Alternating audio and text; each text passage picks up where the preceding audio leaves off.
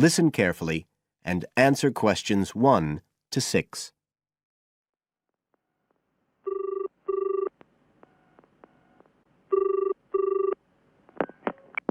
Hi, Lewis. It's Jacinta here. Oh, hi, Jacinta. I was just going to call you.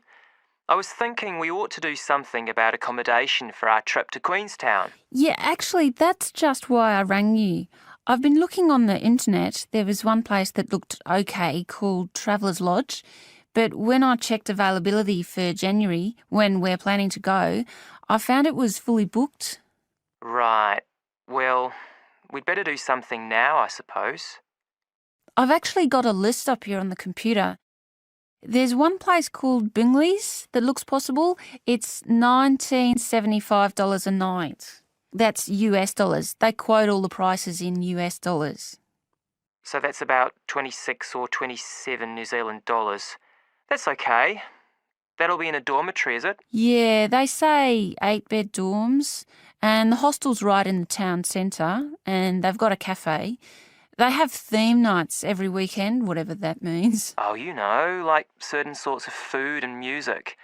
And people might wear special clothes like that Egyptian evening we went to last year. Oh, okay. What else? They've got a sun deck area, and then all the usual things, internet access and so on. Sounds good. Was there anywhere else? Yeah, a couple more places. There's one called Chalet Lodge, which is just 18 US dollars. That's for a bed in a 12-bed dorm. They do single and family rooms as well. It looks as if it's a bit out of town. Says it's got an alpine setting, a quiet alpine setting. What do you think? Not sure. Oh, but actually, it's not far out at all. It says 10 minutes walk from town, so... Oh, and it says it's children friendly. I'm not so sure about that. What about the third place? That's called Globetrotters. Let's see. They do private rooms or 5-bed dorms for $18.50. It's in the centre, just by the lake, and that includes breakfast. Didn't the other two? I don't think so. They didn't mention it, so probably not. Oh, and it says something about a free skydive. Wow. Don't know if I'm all that keen on jumping out of aeroplanes. Oh, actually, what it says is you can win a chance to do a skydive. They give one away every day to one of the guests. Well, if I win it, you can do it. Anyway, do they have room? Yeah, I checked the availability. Shall I go ahead and book there then? Fine. You now have some time to look at questions 7 to 10 on page 89.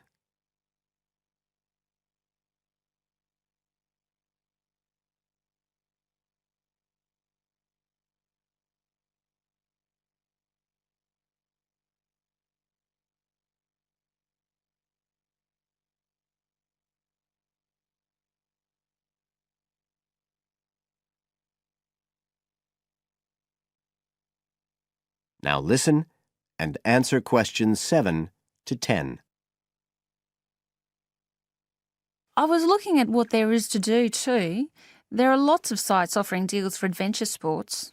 I suppose we have to do a bungee jump. Why? Well, it's Queenstown where they more or less started it as a sport. You can, if you really want to jump off the side of a bridge with an elastic rope tied round your ankles. I'll watch. Okay, so what do you want to do? As far as adventure sports go, I was talking to someone who went whitewater rafting there. He said it was really awesome. They drive you up the Shotover River and then you come down on a rubber raft through the whitewater rapids where the river's really narrow and fast and end up going through a tunnel nearly 200 metres long.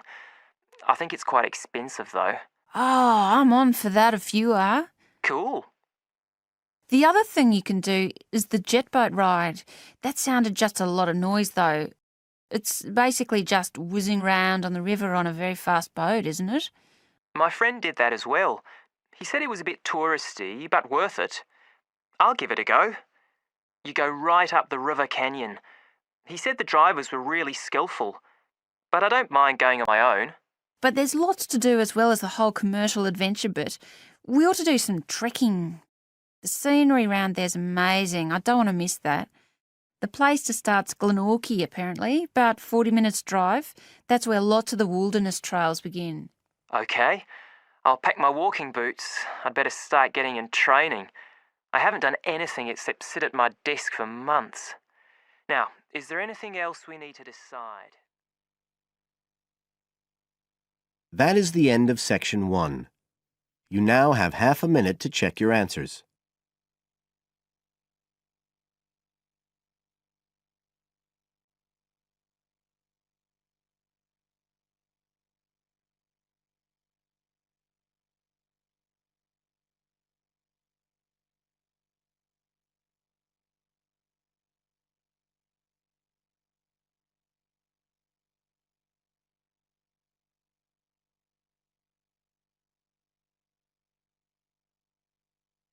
Now turn to Section 2. Section 2. You will hear a local radio program about cycling courses in London. First, you have some time to look at questions 11 to 14 on page 90.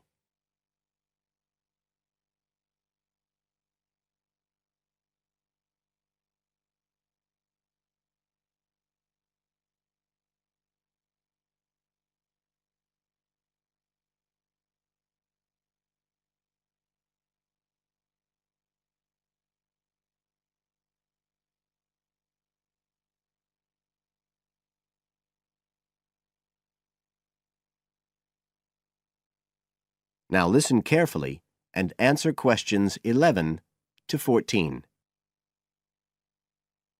There's been a great deal of interest lately in encouraging people to use bicycles instead of cars as a means of transport. But not everyone is confident about riding a bike at the best of times, let alone in the middle of a city like London. Jack Hayes is a professional trainer who works for a London-based company, City Cyclist, which provides cycle training for the public. What exactly does City Cyclist do, Jack? Well, our basic purpose is to promote cycling as a sustainable form of transport. We believe the best way to promote cycling is to teach people to use their bikes safely and with confidence. In European countries, people all learned from their parents, and they also learned in school. And when I tell them I teach people to ride bikes, they laugh. They think it's crazy. But here in London, it's completely different. You're approaching the point where a whole generation of people have grown up not being allowed by their parents to cycle because it was considered to be getting too dangerous. And so, in turn, they can't teach their children. We believe in realistic training. So, if someone wants to use a bike regularly, say to get to work or school, we aim to train them by teaching them to ride on the actual roads they'll use, so they can develop the basic skills they need and build up their confidence that way. At City Cyclist, we believe cycling's for everyone, no matter what age or level of ability or mobility. We do complete beginners and also advanced courses. That's for urban cyclists who want to deal with things like riding in streets with complicated intersections and things like that. We don't promote the use of personal protective equipment for cyclists, and we endorse the policy of the European Cyclists Federation that parents should be allowed to make an informed choice as to whether or not their child wears a helmet.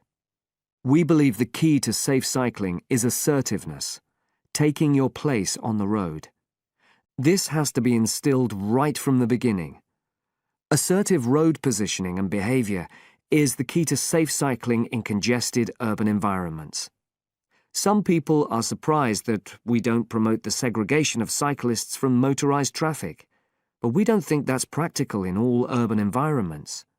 Instead, we teach people to use as much road space as they need to travel safely and effectively. You now have some time to look at questions 15 to 20 on page 91.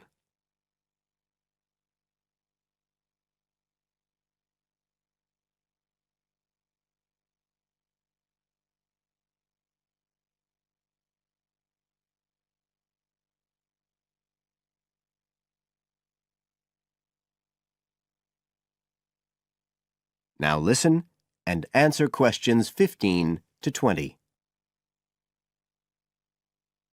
Now, as well as courses for individuals, City Cyclist provides a number of services for organisations. For example, we can deliver fun, safe cycle training activities at schools, arranging courses so that the disruption of curriculum time is kept to a minimum. As well as this, in order to promote safe cycling, we have provided training courses for employees and staff of local councils. And we are also increasingly looking at developing training courses in companies in order to help employers work towards green transport plans by helping to increase the number of staff cycling to work. Right, so that's a brief summary of what we do. If any listeners would like to find out more about the organisation, you can have a look at our website. That's City Cyclist, CITI, cyclist.co.uk. And in order to book lessons, you can either phone us on 020 7562 4028 or do it online. There's an application form on our website, and you can just download that and send it in. We charge £27.50 per hour for one-to-one lessons, plus £6 for each extra person. So you're looking at just £39.50 for a family of 3, say. If you've never been on a bike in your life before, we reckon we can get you riding in 1 hour, and for most people a course of road training usually takes 3 hours. But whether you're a parent or a child, an individual or an institution, we'll be happy to discuss your special needs and make a programme just for you. That is the end of Section 2. You now have half a minute to check your answers.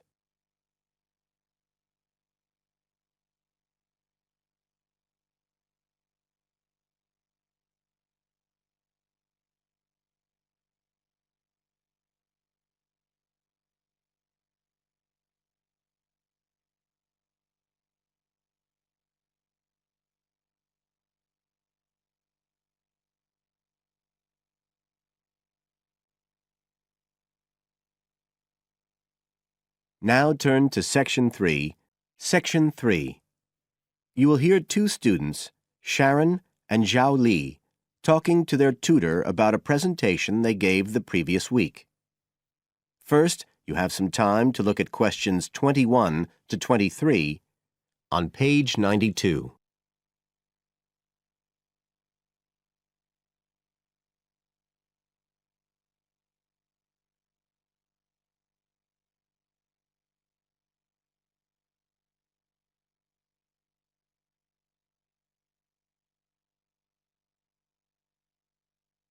Now listen carefully and answer questions 21 to 23.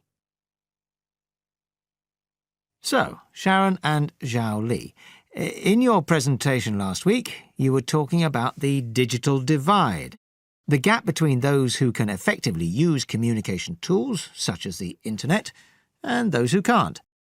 And you compared the situation here in Northern Ireland with southeast China. Right, so I asked you to do some self-evaluation, watching the video of your presentation and thinking about the 3 main criteria you're assessed by: content, structure and technique. What do you think was the strongest feature of the presentation when you watched it? Sharon?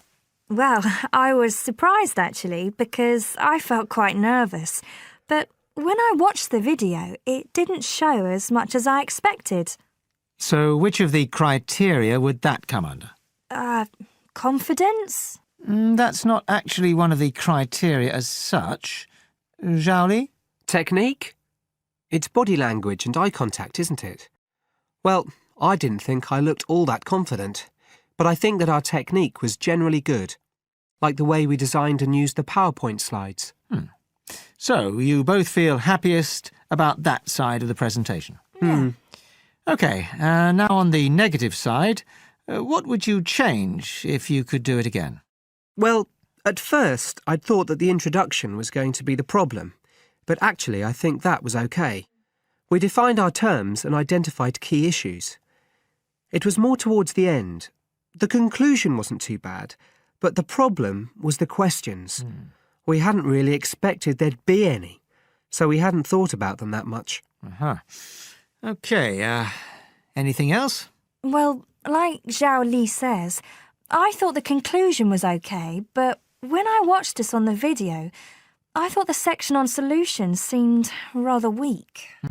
Can you think why? Well, we explained what people are doing about the digital divide in China and Northern Ireland, but I suppose we didn't really evaluate any of the projects or ideas. It was just a list, and that was what people were asking us about at the end mostly. You now have some time to look at questions 24 to 30 on page 93.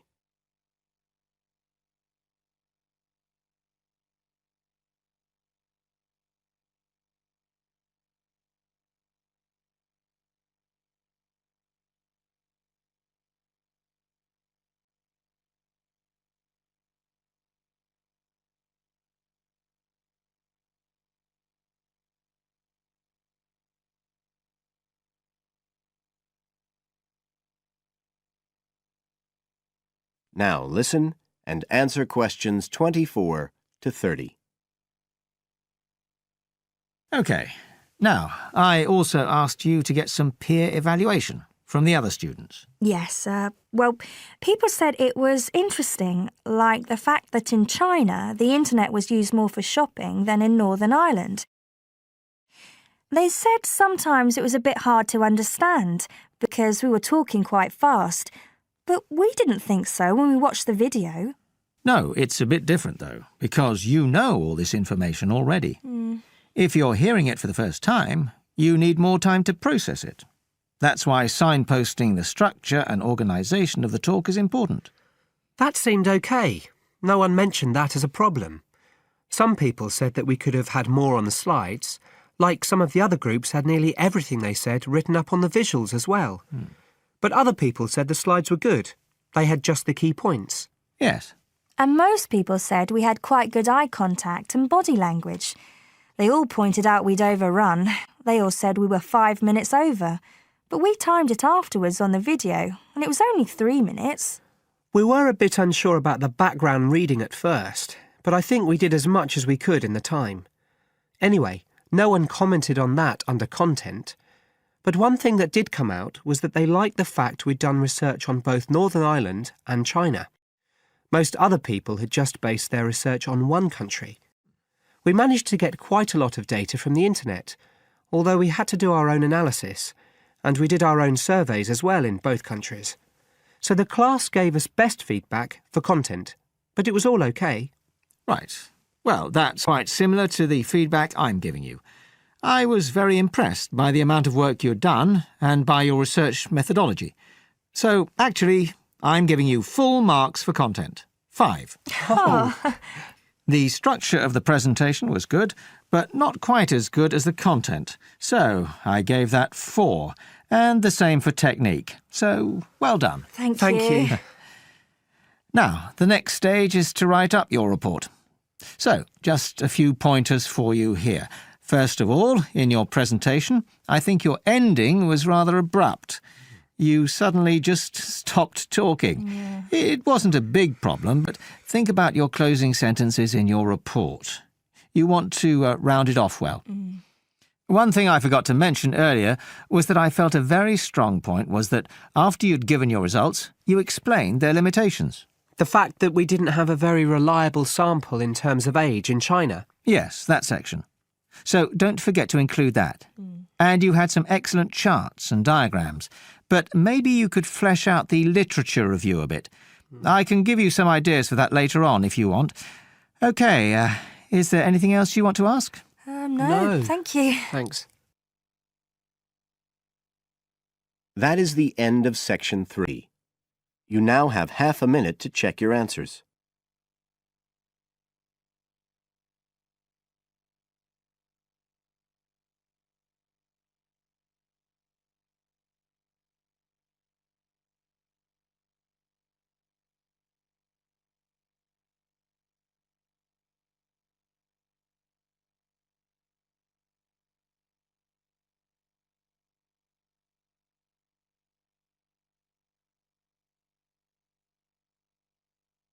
Now turn to section 4 Section 4. You will hear a student giving a presentation about some ways of dealing with the problems of urbanization and city growth. First, you have some time to look at questions 31 to 40 on page 94.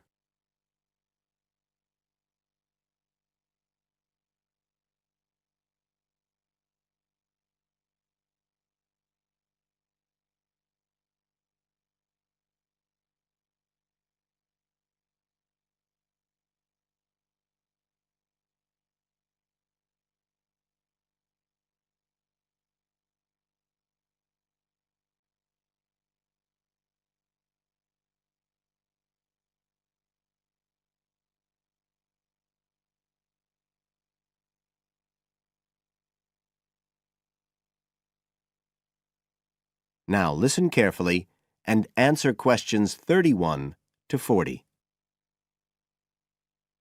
Well, Adam's just been talking about some of the problems that have resulted from the rapid growth of cities in the last 100 years.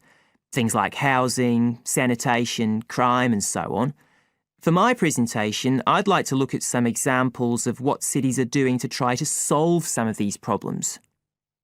As part of its Healthy City program, the World Health Organization, the WHO, has come up with a set of criteria for a healthy city.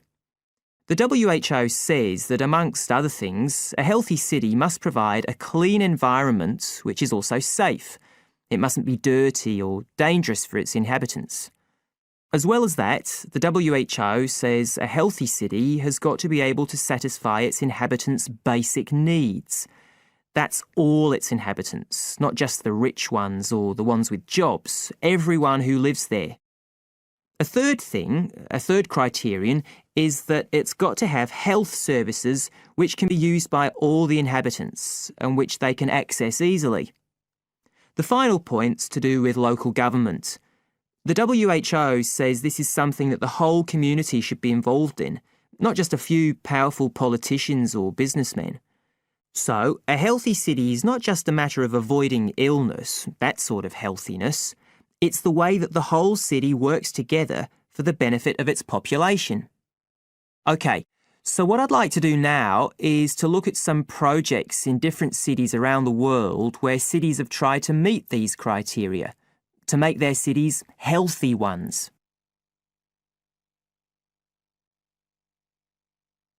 Right.